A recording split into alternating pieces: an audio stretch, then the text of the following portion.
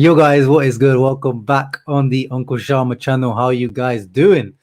I am coming to you from a second stream because I set up this stream earlier before, which I saw some of you guys already waiting there, and I apologize because I had some technical difficulties. I tried to use this new software called OBS, just to try to be, to get the level of the YouTube channel a little bit higher up, do it like some other YouTubers have like a little, background, have, everything kind of a little bit nicer. Didn't quite work out, so we're just going back to StreamYard now, but this works. It works, so why not continue with this? But I am gonna keep trying that. I'm gonna try to bring you guys different looks, different types of content as well in the future. But yeah, thank you everyone that was in that previous stream and now has joined, which I saw Kuro Black's comment, and I saw you guys, you were already there, so appreciate you for coming into this one. Harry, what's up, my brother? Skriniar should be next Capitano. Yes, sir. I've been on the Skriniar train for a while. He's Mike. I don't want to hear about no Barella. No, even when Lukaku was there, I already said like no Lukaku, no De Vrij. This is my guy. This guy right here, Milan Skriniar. He is my captain, and yeah, as you said, one of the best centre backs around already. Not in your opinion, for fact. And if he was somewhere else, if he was, a bigger, so-called bigger club, or more, marketable club, more famous or more, visible club, he would be already, being talked about as one of the best around. But because he's at Inter, because we don't do well in the Champions League, because no one watches Serie A, no one talks about him. But it's good. It's good. That means his value doesn't rise up. It doesn't mean, people come calling for him, apart from Spurs, I like it when it stays low key. Keep underrating De Vrij, keep underrating Skriniar, because that means they stay at our club. They stay without too many of crazy wages demands as well. Because once the offers start coming in with Premier League clubs offering crazy wages, then their agents are like, yo, these guys are offering 7-8 million. You guys are offering half. What's going on there? So it's bad things about it. The player not getting the recognition he deserves, but there's also positives for Inter as well, for the player not getting too many offers and too much attention. So it's one of those situations where we have with a few players, and of course Marcelo Brozovic is one of those players. For a long time, he's probably been the best regista in Serie A without doubt. Maybe there was a period when Pjanic initially moved to Juventus. In the early Allegri years, where probably he was the best, deep lying playmaker in Serie A. But since Pjanic has left, even before Pjanic had left, Marcelo Brozovic has come in and taken that spot. He has some moments down here and there. Like we know the Hellas Verona game, he wasn't good, and then against the Sampdoria, he wasn't great either. But against Real Madrid, we saw how good he can be on his day. When Brozovic plays well, Inter play well. It's just a guarantee. He's the metronome of the team. And if you guys didn't saw, Brozovic putting his head on the line in an interview after receiving his Man of the Match award. He says this year 100% we're getting past the group stage. Look how he's such an awkward character. You can see, look at him all the way. That's why he never does interviews. He probably hated winning that award because that means he has to do an interview. I can count on one hand the amount of interviews this guy has done in the 6 years he's been at Inter.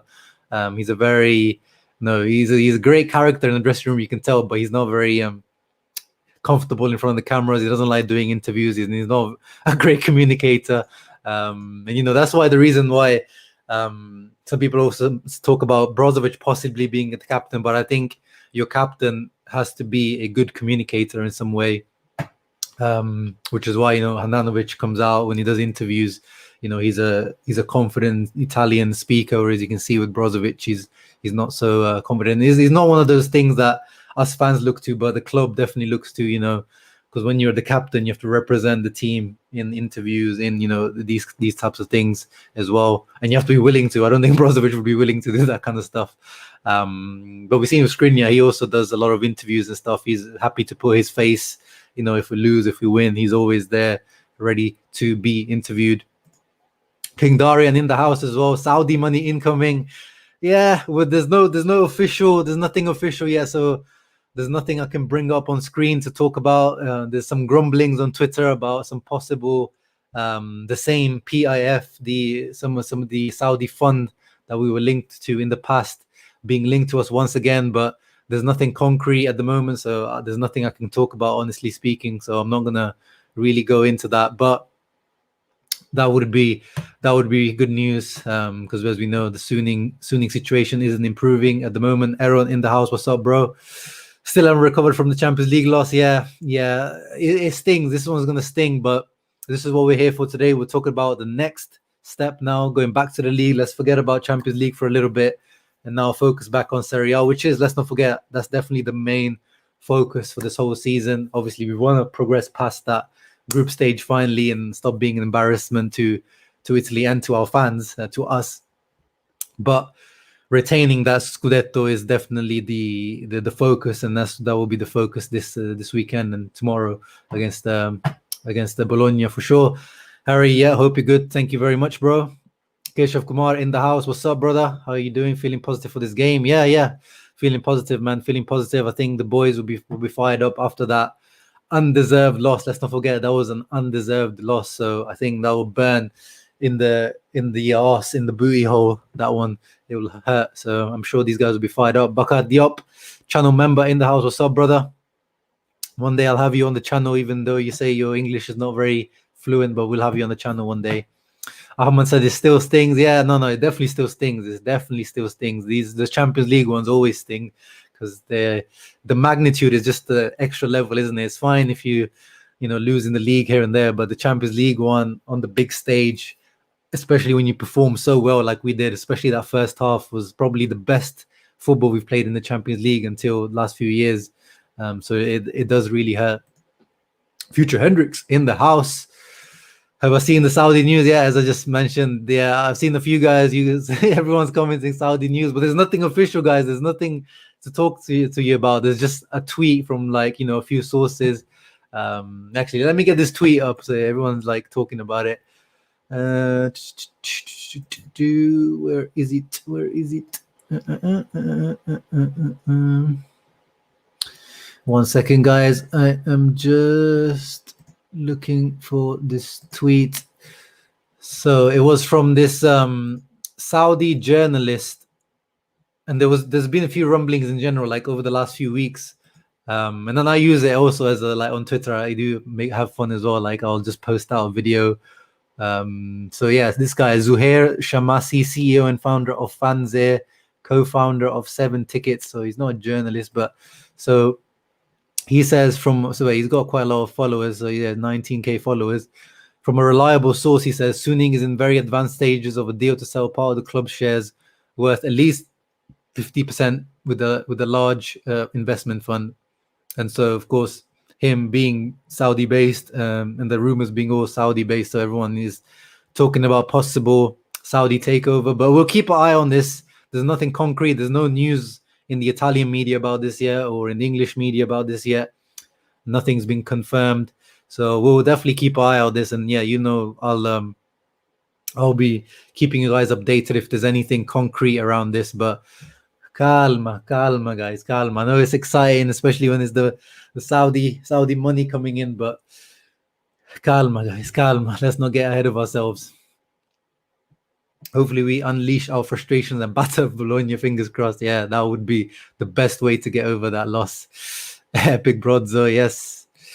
Abu Bakr says he's very slow on the ball. If you're highly pressed, he's a liability. Oh, you were highly pressed against Real Madrid and he was fine. But yes, there are games, as I mentioned, the Hellas Verona game where Hellas Verona came man-to-man pressing, very hard pressing Sampdoria, very hard, physical game, and he did struggle.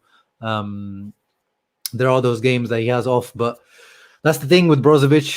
You find me someone who does the job that he does, and you probably will come up with a name, but it'll be a very expensive name, and you probably can come up with names that are specialized in something. You can come up with an Ndidi who's specialized in the ball winning part of the game, and the physical tackling part of the game, but then not so good in terms of the passing and the terms of controlling tempo, in terms of the shooting, in terms of corner free kick taking ability, set piece taking ability. Like Brozovic he doesn't really stand out in anything, but he's like he does many things, and that it's going to be very hard to replace.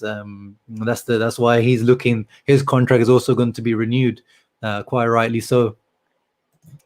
Jerome in the house, Barbados, hey, from 1996. Wow, nice to hear, bro. We got some Caribbeans in the house with King Darian as well, Jerome as well. I liking it. I liking the spice. I liking the little spice in the chat. We got Harish as well.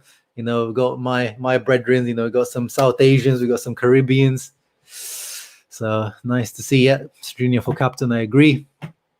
Yeah, we'll talk about it, Harry. We want to see Lautaro Correa for sure.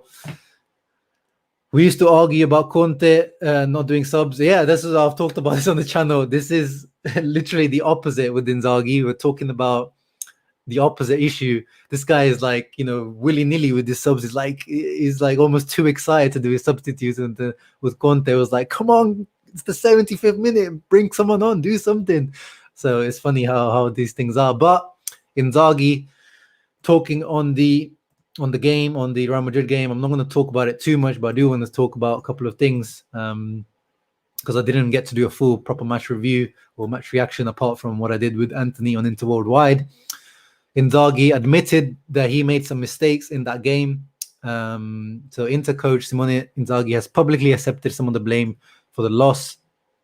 Speaking to Mediaset Infinity, Inzaghi explained that he did make some mistakes during the match, but also focused on the incredible save that Courtois did. There are moments I have to carefully review all the decisions. I made some mistakes, but many compliments to the Real Madrid goalkeeper. So it's quite nice, especially when we compare it to the previous coach we had, Conte, who in this 2 years there, did he ever take responsibility for anything? I don't think so. Maybe there was 1 or 2 times that I'm forgetting right now.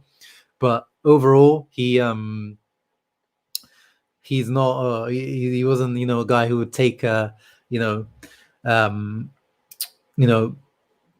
or, you know, accept blame for anything. And whereas Inzaghi is quite refreshing already that he's, you know, accepted that maybe some of the substitutes he made, you know, the timing, maybe he obviously didn't go into exactly what the mistakes are, but maybe the timing of the Vecino substitution.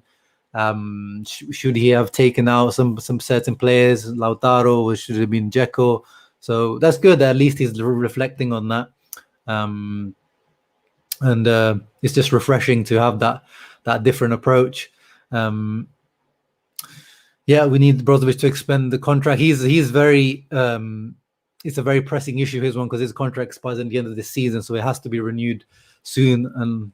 But he looks like he wants to stay. His agent is his dad, actually, funnily enough. So when you have your agent as your dad, you're not looking to move. If you're looking to move, you're gonna get, you know, Mino Raiola, you're gonna get one of Pastorello, you're gonna get one of the big agents out there to try to get the move. So it looks like, you know, Brozovic looks very settled in Milan. His flat, you know, just right above San Siro. We always see those pictures on his Instagram with the pool overlooking the Meazza Stadium. I mean, it looks beautiful. So he probably doesn't want to move from there. Probably doesn't want to break the brotherhood with Nicolo Barella, that weird brotherhood partnership those two have. Yeah, he definitely deserves a pay rise, a new contract. And he can always be sold afterwards if there's interesting offers. Dzeko should be on the bench. Yeah, I agree. De Vrij is really underrated. Yeah, he is really underrated. But he's finally starting to get his credit with the national team now. He's ahead of De Ligt in the pecking order for Holland now, for the Netherlands. Since De Boer's gone, since Koeman's gone, now Louis van Gaal's come in and put him in as the starter next to Van Dijk, and that's what he deserves, especially due to De Ligt's up and down form. I think De Vrij really deserves that. Kimmich is probably the best version of Brozo. Yeah. I mean, but go to Bayern Munich and ask them how much they want for Kimmich. It's time Limone stop taking Lautaro when we need a goal. Yeah, but with Lautaro, let's not forget, guys. Even last season, you look at every single match, look at the substitutions. 75th minute, 70th minute, Lautaro always went out under Conte as well. I think it's his style of play is very intense. He presses a lot. He gives a lot in that short, intense period, and I think he doesn't quite have that length of stamina as other players do. So there must be a reason for that, because Conte used to take him out around the 75th minute for Sanchez, and then Inzaghi. But now he's also got, let's not forget, Lautaro against Sampdoria, literally caught a fly the day before or the 2 days before the actual game, and he only had like one training with the team, hardly any sleep. So in terms of physically, mentally, he wasn't probably fit completely. And the same for, the Real Madrid game just a few days later. So we'll see how he handles Lautaro now going forward when the team is together for a longer period of time. But I think with Lautaro, he kind of gasses out a little bit. Remember like how Politano, like these shorter players can be a little bit like this. Politano, remember this guy used to be 65th minute and the Spalletti, this guy is done and dusted. I think Lautaro is a little bit like that because he's so good at pressing. Like he's one of the best at pressing. His pressure numbers are top 5 in Europe, and they have been for the last 2 or 3 seasons. So either you tell him to stop pressing, or calm down with the pressing, or it's hard to find the right medium between that. But we'll see how Inzaghi handles Lautaro. Abubakar, going back to the Brozo argument, he says you can replace him easily. Yeah, Anguissa, okay, he's had 2 games now. He looks good, and I really liked him at Fulham as well. He's a good, very cheap, very good scouting from Napoli there. But let's see on over a long-term period how he does, Anguissa. And he seems more in a ball carrying / ball winning term. Like again, I'm not really sure in terms of how good of a metronome / passer he is. But yeah, as I said, there's different profiles you can look at out there for sure. This year, Premier League and Serie A title race are fire. Yes, for sure. Brozovic plays well when the other team is attacking. He was the heart of the midfield in Inter Milan. Yes, yeah. Hello, Zakaria. What's up? But yeah, I'm gonna get started. Yeah, I'm seeing the comments starting to come in. Dumfries needs to start. Sunit, I agree 100%. My uncle from Dubai. Let me get the predicted lineups up. 1 second. I've got the who scored predicted lineups up here, and they look like pretty accurate to me, because this is what I've seen on the Italian media as well. Actually, before we get into that, why it's important that Inter start to rotate now, because it's not just about this match coming after, it's what the matches that are coming up after this as well. So of course we had Sampdoria on Sunday, and then we had Real Madrid on Wednesday, intense match. And now we got another difficult match against Bologna tomorrow at 5 p.m. UK time, and then Tuesday Fiorentina midweek round once again, 7:45 away at Fiorentina, Firenze. This year it won't be easy. I mean, it's never easy, but this year Fiorentina are looking much better.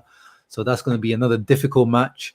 And then on Saturday, once again, not much rest for the guys. Saturday, Atalanta. Atalanta have been up and down till now, but Atalanta always, of course, a very, very difficult match, very physical and difficult match. And then back to the Champions League the week after on Tuesday to Shakhtar Donetsk. And then Sassuolo once again on the 2nd. So once again, not much rest for the guys. Midweek rounds for every single match week this month until the 2nd of October. Then there's another international break in between the Lazio ones. So very busy period of 1, 2, 3, 4, 5 matches, all with midweeks rounds. So this is really key for Inzaghi to start using the squad, to start rotating, because this is when things can start to go wrong. This when injuries can start to pile up. If they start, if anything goes wrong, this is when the issues start to flag up, really. And we saw that last year under Conte at the beginning. This is when we started to have issues when the Champions League rounds came in, when the team still didn't have an identity. We still seem to be looking for an identity under Inzaghi, and this month will be critical for him to really, pin down what he wants to do with this Inter team, having more. And that's the thing. He actually doesn't have much training time with the team because there's so many midweek rounds. There's no a 7-day period where you can get ready for a match and you can have training ground time with the team to tactically prepare things, to work on, his tactical ideas. He just has to prepare for the, they recuperate, so that, you will play tomorrow. Sunday will be recuperation. The players that have played, there will be no, training, and then Monday is the only day they will have to prepare Fiorentina, any types of tactics or anything. So it's going to be very difficult for Inzaghi to put a stamp on it, which is why, it's going to be difficult. But this is where he's going to earn his money, this period here. So this is really key for him to start rotating the team now, and it looks like he is going to do a little bit of team rotation, quite rightly. So as Sunit said, and as a few guys are saying, I want to see Denzel Dumfries start in this one. He has to. Surely this is the right match now to start. Darmian has started every single match until now in that right wing back position, and he had his poorest match against Real Madrid as well, which I think now is calling for people for him to start for sure. And Dumfries was pretty decent when he came on against Real Madrid. Yes, he got burned by Vinicius Jr. 1v1 a couple of times. It didn't look very good, but let's not forget that was the period of when Real Madrid were on the ascendancy. And 1v1 Vinicius, we saw anyone can get burned. Even Skriniar was getting burned. But going forward, he looked very good. He made a nice couple of runs going forward, which he did against Sampdoria as well when he came on. And I think his physicality up against someone like Aaron Hickey, the young Scottish left back that they have at Bologna, could be key, to overpower him physically. And, I don't think it's, a too difficult of a debut to have from the beginning as well. Bologna, I know they're a tough team, but you could have tougher debuts. So I think this is the perfect time now to get Dumfries into the team, start getting him integrated, because as we saw and with Hakimi last year, guys, let's not jump on the Dumfries too much. I've admitted and I've said to you guys, I'm not convinced by Dumfries too much, and I wasn't too overly on the hype train in the Euros. Everyone was, this Dumfries guy looks amazing. Yeah. He looked good, but I'm not convinced by him. But I'm gonna have full faith in him. I'm gonna give him time. I'm not gonna get on his back if he doesn't do well in this match if he starts. Hakimi took some time. Every player takes time. João Cancelo took a while to get into the team.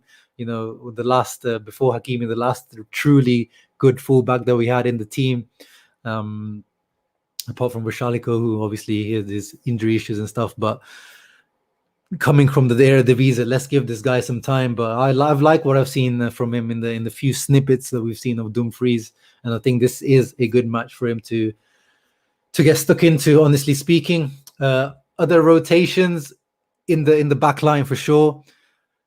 I wouldn't be against rotating Stefan de Vrij, to be honest. Ranocchia, I know he doesn't, inspire confidence, instill confidence in most people, but de Vrij, as I said, he's won his place in the Netherlands team, so he played every single international game for Netherlands, and then now he's played every single game for Inter as well, without any rest.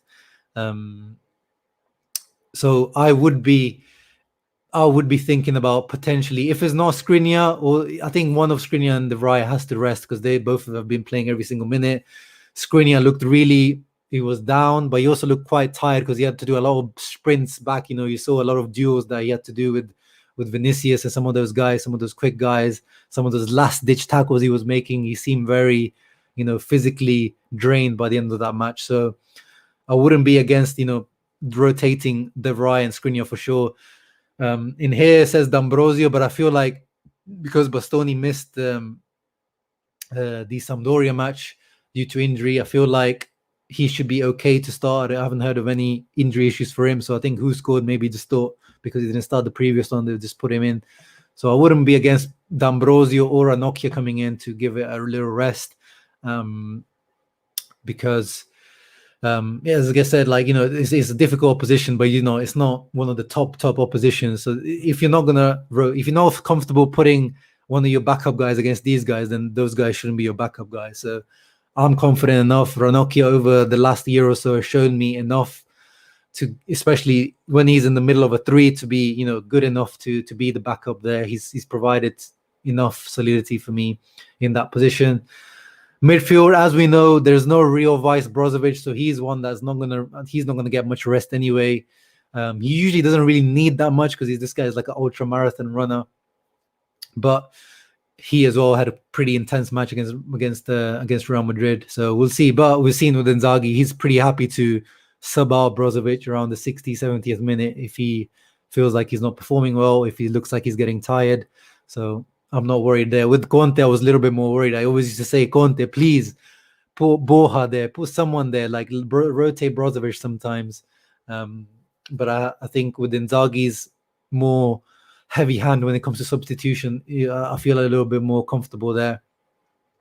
The other rotation, which I agree with, Di Marco coming in for Perisic. I think Di Marco deserves a start. He was good against Sampdoria. He had little shaky moments defensively, of course, but he was playing in the left centre-back position. But I would give him the nod ahead of Perisic and then bring Perisic in again for the next match against Fiorentina.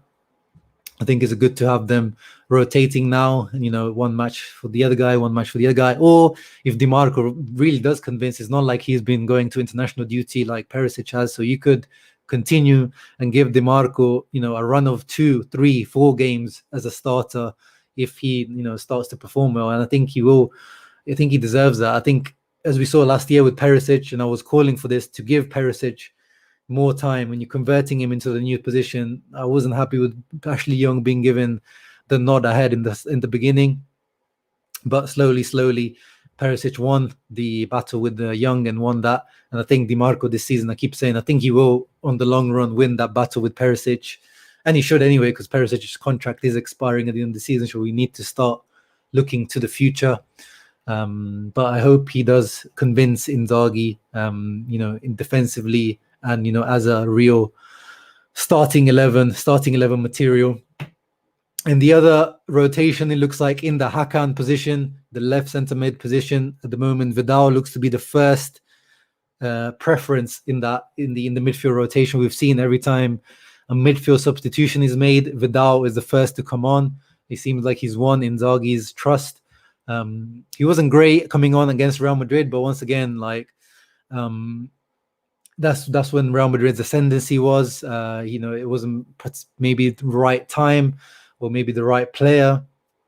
And yeah, in the end, he didn't even make. I think people kind of exaggerated as well his substitute impact. I don't think he made one little mistake, which we lost the ball from, and then in the end, I think they scored off that. But in general, he was okay. He wasn't, disastrous. I think people. Actually, I want to get onto that. The Vidal thing, as soon as he came on and maybe didn't do that well, the slander was really strong straight away, and Hakan as well. Hakan, I've put it in the scroller below. I didn't enjoy the Hakan slander, honestly speaking, and I've disagreed with a few people on the Hakan term. It seems like he's a very easy target for people to on social media, especially. He was for AC Milan fans. I mean, the Milanisti really like to hate on the guy, especially after his contract was expiring and his performances weren't good. He became public enemy number one. So I understand from their perspective, but it seems like Interisti are kind of jumping on this Hakan hate bandwagon. I'm not really understanding it too much, because against Real Madrid, I really did not see what all this slander was about. I mean, he had some really silly giveaways and some silly passes, but he really wasn't that bad that people were slandering him so bad. I mean, yes, I know this is the Sofa Score, and if you guys know me, I'm not a fan of Sofa Score, but it's just their layout is quite easy to look at for compare. He lost in the Real Madrid game. Hakan lost the ball less than Barella, and then he had 3 key passes because those were the corners. He had 3 great corners, which Skriniar knows himself he probably should have done better, and then one of them Dzeko got on target, which led to the Skriniar chance as well from the rebound. And then he won the ball back a few times as well. I don't know what you guys are expecting from Hakan. Are you guys expecting some sort of Wesley Sneijder regen? He worked hard off the ball as well. He won the ball. There was that one bit where everyone got angry with him on the counter-attack, quite rightly, where he ran the ball for 40, 50 yards and then did a bad pass to Lautaro when he was clearly marked. But he won the ball back for that. He made a great interception for that. It's just his decision making after that wasn't very good. But Barella gave the ball away more than him. The golden boy Barella. Everyone always seems to, with Barella, it never seems to be an issue. But I would actually rate Hakan's performance slightly better than Barella's on Wednesday night. But that was just my personal opinion. I just didn't enjoy the slander on Hakan. I wasn't a fan. I wasn't a fan of Hakan when he was at Milan, and even when we signed him, I was like, it makes sense. He's Inzaghi wants him, and he can play that role like a little bit like Eriksen, but he's not anywhere near Eriksen quality. But I don't like the way that he's been kind of singled out already. Like, come on, guys, let's give him a chance. This is a new role for him. He didn't play this role before. This is a new role that Inzaghi's trying to mold him into. He's got a lot more defensive responsibilities compared to the central attacking mid role that he mostly played at AC Milan, or he played left wing as well for AC Milan. So it's a very different role. New team, new tactics. Come on, guys, let's give him a chance. And clearly Inzaghi's got a lot of trust in him. He starts him pretty much every match. Inzaghi wanted him really badly. He sees him thriving in that Luis Alberto role. We saw what he can do against Genoa. We know he's inconsistent because he hasn't shown to that level to us since that Genoa match. He wasn't that good against Hellas Verona, but it was a very difficult physical match where no one really played well in that match. Against Sampdoria, again, didn't play good, but he led to the goal when Barella set up Lautaro. So he is improving on that defensive phase as well. Let's give him some time. That's all I want to say. That I don't really agree with all the Hakan slander I was seeing. But yeah, moving on to the striker, I got distracted by speaking about the Vidal and Hakan slander. That Vidal thing as well. Vidal, he's continuing. They never seemed like he won the hearts of Interisti last year. Obviously, that one makes sense because getting that red card against Real Madrid is very, very hard to forgive. But let's give the guy a chance as well. Like, it seems like people are holding these preconceived notions now against Vidal, against Hakan as well. Let's give these guys a chance, man. Let's support these guys. Lautaro not very wow this season. Yeah, he looks to have calmed down. But yeah, he's got a child now. He's a dad. That's what it does to you. We've seen with many Inter players. But yeah, so Vidal coming in for Hakan. I'm happy with that. Hakan's played every single match until now. He's played for Turkey as well in the international break. So I think he does deserve a rest, but also I think someone deserves a chance. As I said, Hakan's not been outstanding or great in the last few matches, so someone deserves a chance. If Sensi was fit, that would have been his perfect chance now to come in, but obviously he's not. This also could be a good match for someone like Vecino as well, someone with good, attacking instincts, getting into the box. Vecino as well, he was at fault for that goal for sure, by the way. After rewatching the Real Madrid goal, Vecino is the one that should have followed Camavinga. He lost his man. So that's where, Inzaghi's substitution didn't quite work out. And Vecino should know better. But yeah, I'm happy with that midfield for sure. And then Gagliardini's back fit again, so I wouldn't be surprised to see Gagliardini coming in at some point to add a bit of physicality and a little bit of more defensive capabilities in there. And then yeah, up front, this is where we really want to talk about. Finally, we may get to see the Correa Lautaro partnership. This is the partnership that Interisti have been looking forward to since Lukaku has left, really, since we've signed Correa. When we think about Correa, we think about him with Lautaro Martinez. We think about the Argentine connection. We think about the possibilities, the pace, the creativity, the lack of, reference point, them two moving around all over the place. That's what I think about. That's what excites me about this possible partnership. Them two being good friends off the field should, aid the partnership blossoming.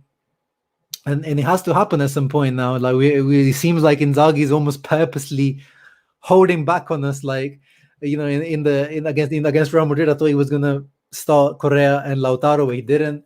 And then I thought he's gonna bring on Correa to play alongside Lautaro and take Dzeko, but he didn't. And they actually haven't played together, have they? At the moment, they've played for Argentina together in the international break. They actually linked up for a goal, but for Inter, I don't think they've even seen 1 minute of the pitch together. So I am really, really looking forward to that Correa-Lautaro partnership. And then, of course, we have to see whether that Correa-Lautaro partnership, though, is it concrete? Is it just, is it just for people like me who are just going to get excited off nutmegs and skills and, getting past people? But we need goals, guys. That's what we need. And I don't know if you guys saw, let me actually get his comments up. Sinisa Mihailovic, the Bologna coach today, came out and said pretty much that they don't fear Inter's attack, and quite rightly, like no one fears our attack anymore. Here it is. Let me share my screen with you guys. In his pre-match press conference, he said, Mihailovic, ora con Dzeko ci si può permettere di lasciarlo uno contro uno con Lukaku? No. So now with Dzeko, you can afford to leave him 1v1. With Lukaku, you couldn't. Like, you could. Every team was scared about, that potential giving space to Lukaku.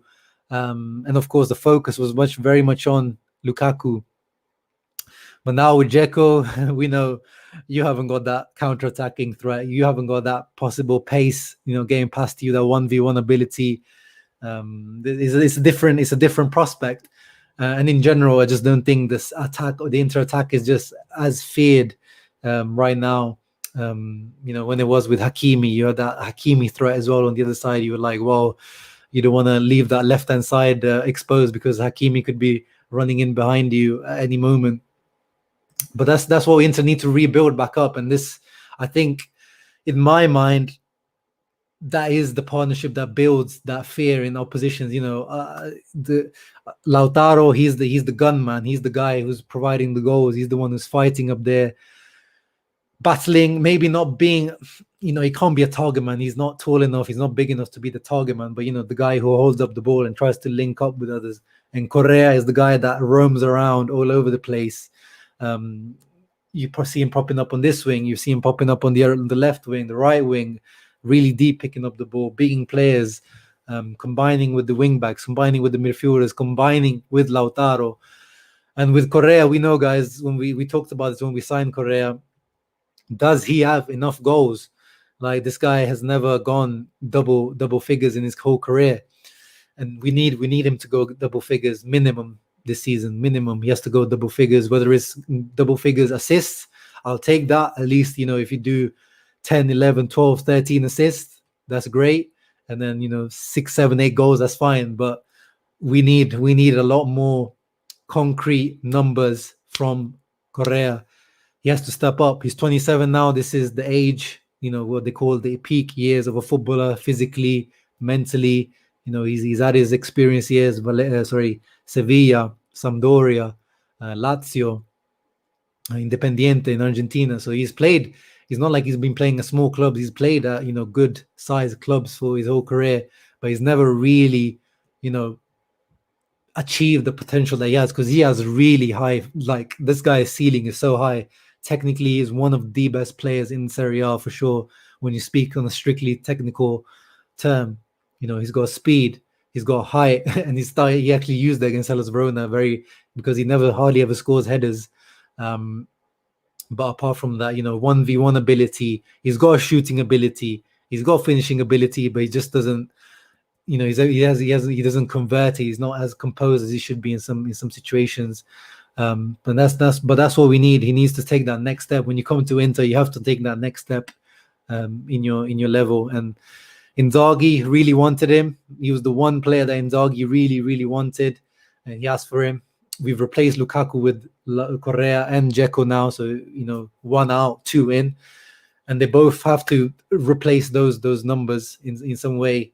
Those 25, 26 goals that Lukaku provided in the league last year have to be provided split by Correa and Dzeko. That's the only way I can see it. I don't think any of those two are going to provide those numbers on their own. I don't think Dzeko's going to score more than 15 league goals.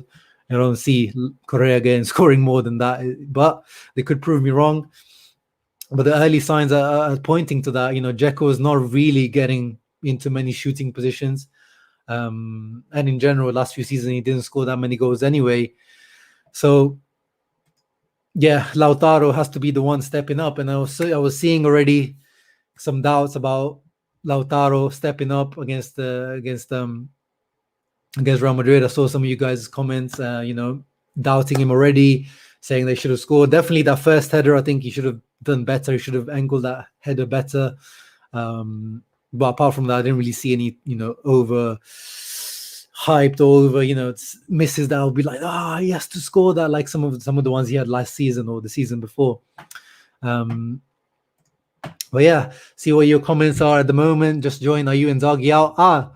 Thank you, Eva, for bringing it up. I am not Inzaghi out. I am not Inzaghi out, and I'm not, in support of any person that's Inzaghi out at the moment. And I was so surprised, actually, not really that surprised, but surprised how early this has come, to be honest. Let me search up the hashtag, and you can see that I'm not lying. It's actually started after the Real Madrid game. The hashtag Inzaghi out campaign started on mainly Italian Twitter. Probably, a lot of those jobless guys, not homeless guys. That's a bit harsh. Snooze. So you see here this guy Suning out, Zangavatene, Inzaghi out. Look at this guy under Siavush's comments, Inzaghi out.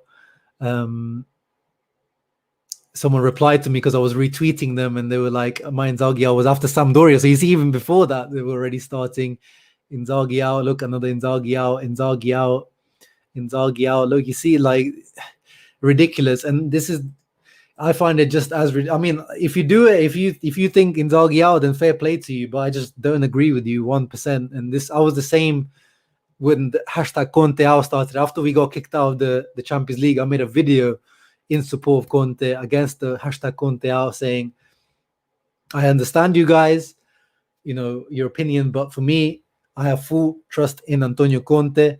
And in the end, I was proven right, and I am going to support Inzaghi unless he does something completely, ridiculous, and the team loses every single game until like December.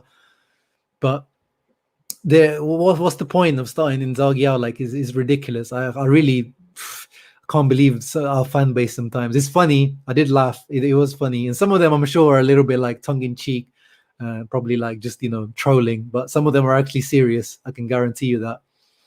Yes, Nerazzurri, no, I am excited for that Tucu Correa and Lautaro partnership for sure. My concern is how many UCL goals Lukaku had, fam. Yeah, I can't remember. Yeah, he had like 3, 4 last year. He had like 2 against the Gladbach. 3 against Gladbach, home and away. And then, we obviously didn't score any against Shakhtar, and then he didn't score against Real Madrid. So, 3 goals last season. So, in the Champions League, someone can score 3 goals, for sure. Smiley says he would love to see a Hakan goal against Bologna. If anyone needs a goal right now, it would be him. Yeah, that would be a good way to silence the slander and the hate, wouldn't it? Kulibaba says he likes Hakan's defensive work. Yeah, I give him credit on that. He's really showing that he's willing to work hard and humble himself. Hakan's problem in the Real match was that he didn't take that shot. Yeah, but I rewatched that sequence, and actually, if you look, Valverde made up the ground. So if he cut onto his right, Valverde was already there, so he actually couldn't cut back onto his right to take that shot. And then Lautaro made that movement for him to take the shot, so he shouldn't have passed. So the only real option for Hakan there was to pass backwards, which probably people would have moaned about that as well. They would have said, "Oh, he should have gone on and taken the shot, of nutmeg the guy or skilled the guy." But I can guarantee probably Eriksen in that he would have just kept the ball. He would have gone backwards, and no one would have moaned. But with Hakan, it seems like everyone's nitpicking all the little things with Hakan. Boca says he likes the lineup. I like the lineup, actually. I'm actually quite excited about the lineup. King Darian, don't talk to me about the poll, because it still hurts me in the heart, in the cuore, in la corazon, dilme lagta hai. Sunit says you keep the same back 3 until Shakhtar. Don't fancy Ranocchia versus pace. Yeah, that's true. I mean, Bologna have a pacey front line, but that's what I'm saying. But De Vrij has played a lot of games already. And I am concerned about any of them picking up potential injury for them. I just don't want to see any of Skriniar, De Vrij, Bastoni. We've seen as soon as Bastoni is missing how much of a difference it makes. And with De Vrij and Skriniar, it would be it'd be just as bad. Free Trinity says, I don't like the Dumfries hate. I'm not seeing any Dumfries hate. I'm seeing definitely some Dumfries, not people not being convinced by him, which I am one of those, but I did like what I saw against Real Madrid. And yeah, Vinicius would cook anyone at the moment in the form that he's in, quite rightly. Lord Figo in the house. He says it was poor finishing that cost us. Dzeko missed a few, not only Lautaro. If Inter did finish, their chances Real Madrid would have been done. Inzaghi not to blame. Yeah, exactly, bro. It's chance conversions. And let's not forget, we had the exact same problem last season under Conte when we were playing that slightly more attacking, more high pressing game. We were creating chances. We were, number one in the league for chances created, XG, all that kind of stuff, but it just wasn't going in. And then slowly we started converting those. So maybe it's another case of, we're just going through a period, one of those periods where you just can't really explain why it's not going in. But yeah, maybe we can just get past this period. Sometimes it's just really hard to explain why you're not able to convert. Di Marco and Dumfries starting. So yeah, according to the predicted lineups, yes, Dumfries and Di Marco are rumored to be starting, with Correa coming in, with Vidal coming in. I don't think D'Ambrosio is going to come in here. I think Bastoni is definitely going to start. I think if it is going to be rotation, it's going to be Skriniar and De Vrij. Handanovic is going to start, guys. There's no need to argue that right now. I know we would like to see Radu give him a chance and all that kind of stuff, but Handanovic, until there's something drastic that happens, where Inzaghi's like, I'm sick of this guy, or he does what Strakosha did for Lazio yesterday. I don't know if you guys saw it. The guy literally palmed the ball into his own net, and I know some people were even pushing for Strakosha on a free transfer here, but I've been saying that guy has really dropped off in form, Strakosha, and he proved that yesterday. But Arnautovic, Mihailovic actually said that Arnautovic is not 100% fit, but he's going to play because that's the only option they really have. He's been brought in to play, has been the main guy. He's played every single game for Austria in the international break, and he says he's probably a little bit tired, but he doesn't care. And Mihailovic was straight up. He was like, he's going to play whether he likes it or not. And obviously we know about Barrow, the pace that he can offer. We know Orsolini as well. He's got a bit of pace and trickery, and that left foot cutting in can be dangerous. And Soriano, he's not had a good start to the season, but he's always dangerous with his runs from midfield. He's one of the best. Last season he scored 8 or 9 league goals. He's one of the highest scoring midfielders in the league. Very underrated. Thought he deserved a shout for the Italy team, even for the Euros. Svanberg has picked up form as well this season. He's scored a cracker of a goal in the last match from outside the box. He's got a really good shot from outside the box, so that's something to watch out for. Dominguez as well. He's got a very high average rating here from WhoScored, so he must be having a good start to the season. In general, Bologna have had quite a good start to the season, so they're definitely not to be underestimated, guys. Table, because last season they definitely underachieved in terms of their team they have, and there was cause for Mihailovic to be replaced by someone else like Vincenzo Italiano or someone like that, which I agree. And then they had a very bad start in the preseason in the Coppa Italia match. They lost 5-4 to a Serie B team, but actually they've started off quite well. 7 points. They're on the same points as Inter, and defensively is where people last year they conceded a ton of goals, which was very poor considering it's a Mihailovic team. But this season seems like Mihailovic has really put emphasis on trying not to concede too many goals.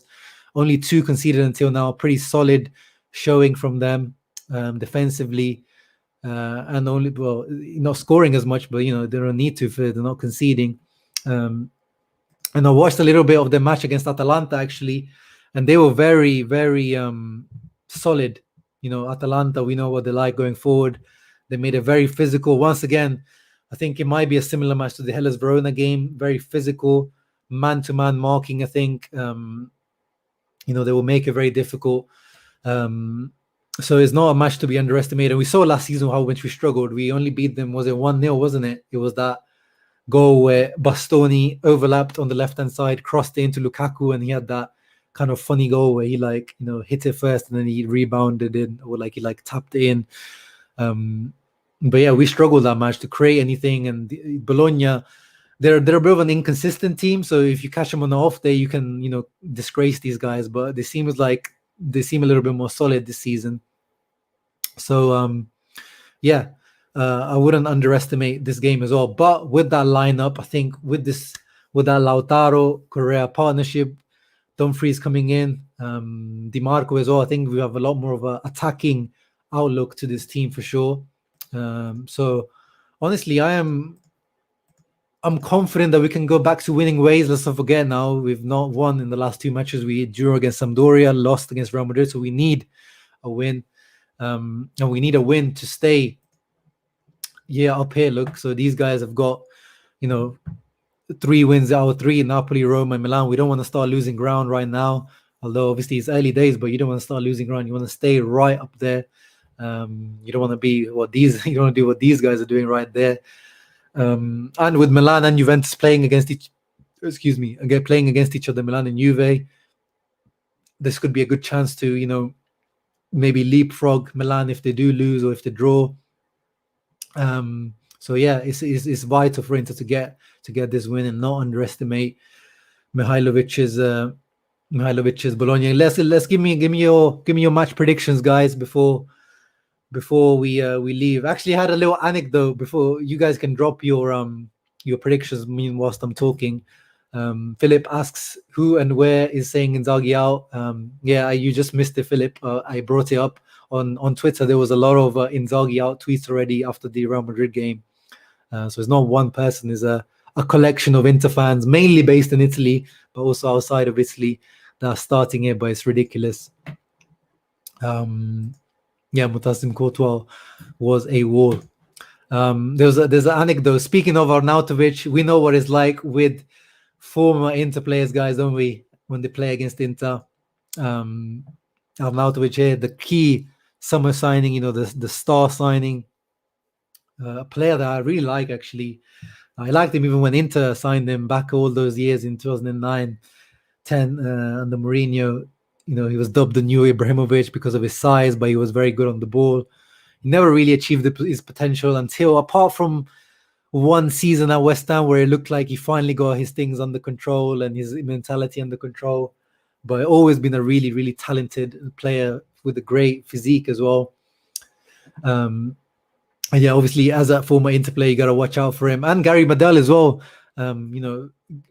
There's Arnautovic, former Inter player. Medel is a former Inter player.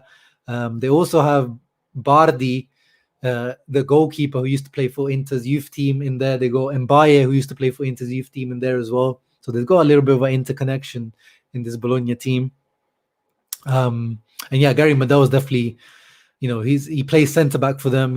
For us, he used to play in the Brozovic role, but he plays mainly as a centre back for them. He's 5'7", 5'6", tiny centre back, but he does a job for them. He does a job. He really is the best nickname for a football player. Like, he literally is a pit bull.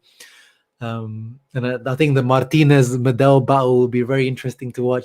Those two are like pit bulls.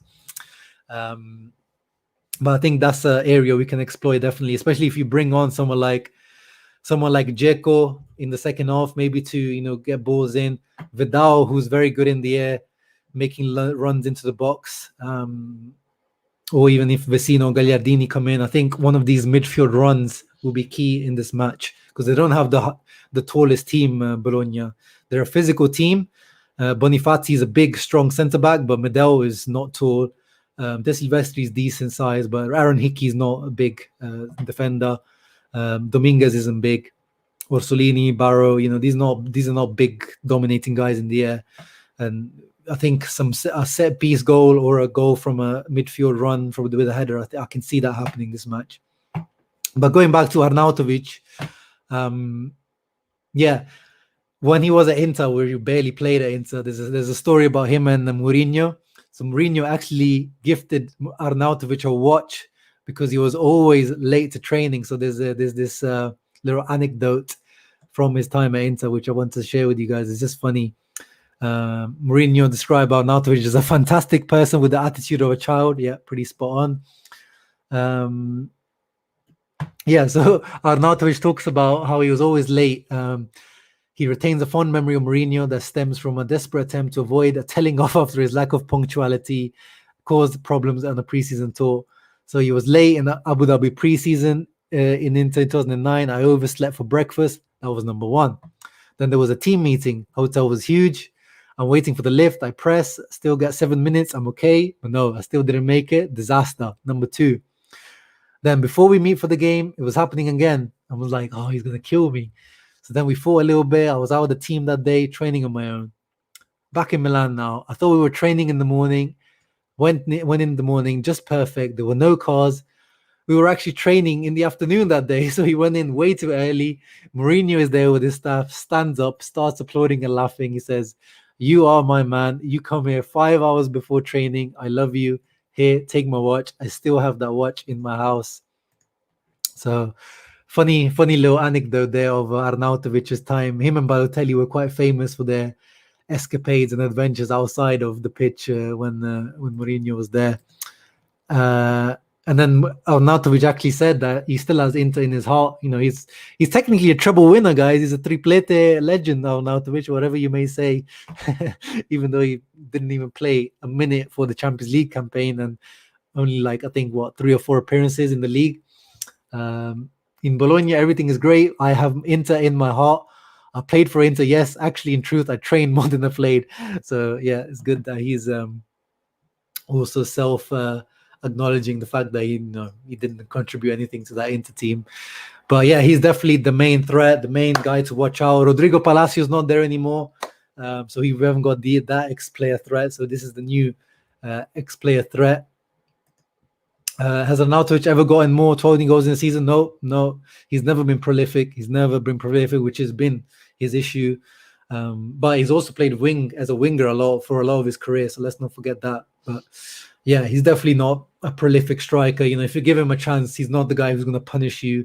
We saw in the Euros as well for Austria. So anyway, let's finish off with some match predictions. Juha says 3-2 win for Inter. Oh, okay, you're going for a high scoring match. Future Henrik says 3-1 for Inter. Harish says 3-1 for Inter. Royal Interista says 2-1 for Inter. Nerazzurri NL says 2-1. Lautaro, Correa, and Arnautovic. Interesting. Nick Snock says slightly going for a 1-1 draw. I think this team's mentality isn't going to be there. Wow. Interesting. Philip says, I said we either go for 2-1 or 4-0. Depends on the form of some players. Yeah, definitely. So there's no middle ground for Philip. We should have gone Arnautovic instead of Dzeko. I don't know about that, Jerome. He's a great talent, but his mentality, he's not a big club player. He's admitted himself, he's got kicked out of clubs because of his with his attitude. He just hasn't got that big player mentality. So we definitely should have not gone him instead of Dzeko. Alex says, does Satriano really have star potential, or is Inter fans being biased? I was saying this, guys. I was saying this in the preseason. People were like, no, Satriano. I was like, guys, calm down. He looks good preseason. It's only Crotone. It's only, these preseason teams. Calm down. Inzaghi has kept him. He's kept him because he says he want to loan him out to Crotone or Serie B teams, quite rightly. But Inzaghi does see something in him, quite rightly. But let's calm down. We'll see with Satriano. He's definitely, I think he's more potential than the likes of, last few years, the Pinamontis and the Bonazzoli, these other strikers that we've had over the years, Longo. He's definitely better than these guys. He looks physically much more ready than these guys. Mentally, he seems to be a lot more hungrier, a lot more, that grinta in him. But let's give him some time. I think he'll get some chances, and he just has to grab them with both hands when he gets them. What's with the title? Gerald, you're a bit late. We already talked about it, but yeah, some people were already on the hashtag Inzaghi out train. Not me. I was questioning it. Iwa says 1-0 Lautaro goal late on. Ooh, that'll be nice. Jesus Christ says Gagliardini is starting tomorrow. Yeah, I don't know. We'll see. King Dorian says 2-0 Hakan and Gags. Hey, getting the Hakan low. Honestly, I think it's going to be a difficult match. I think it's going to be like the Hellas Verona game. I think it's going to be physical. I think it's going to be hard. I think Bologna are going to make it hard. I'm also leaning like Nick Knox. I am feeling a little bit negative. I feel like the team isn't quite clicking at the moment. The mentality doesn't seem to be quite there. But I think we're going to sneak it. I think we've got too much on the bench. If this starting 11 doesn't work out, we've got so many options off the bench, which Inzaghi likes to use, as we know. I think we're going to go for a 2-1 victory. That's my prediction. I think it's going to be one of the defenders scoring off a set piece, either Skriniar, De Vrij, or Ranocchia, one of them if he starts. And then one goal, from maybe Correa, Lautaro, or even one of the midfielders. I see, one of the midfielders scoring from one of the midfield runs, like a late run into the box from a cross. Or maybe even a debut goal for Dumfries, coming in, DiMarco to Dumfries. Remember, guys, the hashtag DiMarco to Dumfries. DiMarco crossing in to Dumfries, getting in with his big jump, with his big physique on the far post. I can see that happening. But yeah, guys, that was my Inter versus Bologna match preview. 1 hour talking to you guys. I hope you guys enjoyed that one. I enjoyed talking to you guys. Busy fixture period ahead, so make sure you keep a lookout for my channel. Subscribe if you've not, because it's going to be a busy period.